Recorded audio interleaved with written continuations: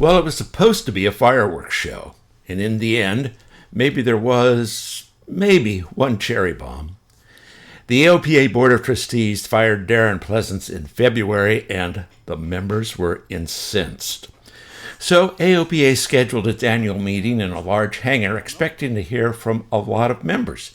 And many did show up, about 170. Now, AvBrief honored AOPA's direction to not record the meeting, so what you'll see in this video is mostly from AOPA's recording, posted the day after the meeting.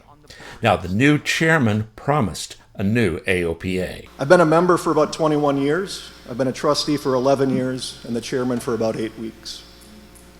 Today's meeting is an important next step in demonstrating to the membership of AOPA that today and tomorrow will operate substantially differently than we have before. Now, before, the AOPA trustees picked themselves, and they could serve as long as they liked. New rules, term limits, staggered terms, and members can now nominate new trustees. And every year, about 1/3 of the board will be up for election. And the trustees must be aircraft owners and pilots. Now, they say this will help them be more responsive to members.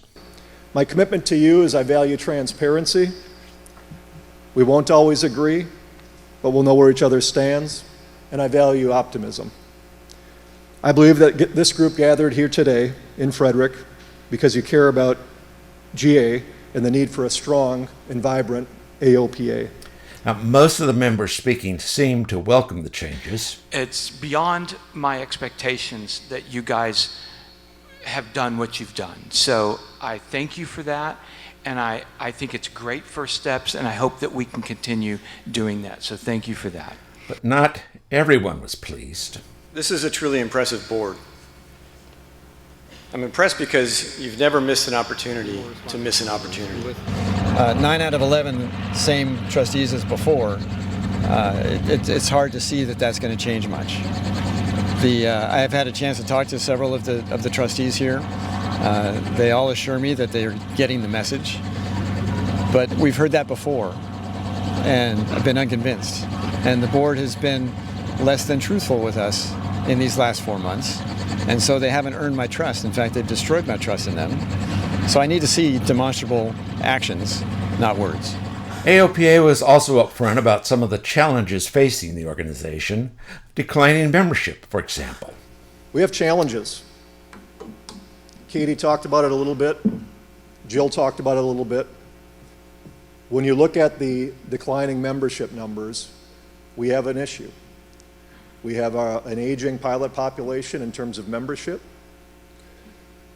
but we also have had challenges around engaging the younger generation. AOPA had 385,000 members in 2012. That was the last published number. Since then, AOPA has been coy about the numbers, but the best guess is that current membership is somewhere around 237,000. That's calculated based on how much money AOPA gets in membership dues, which raises another issue.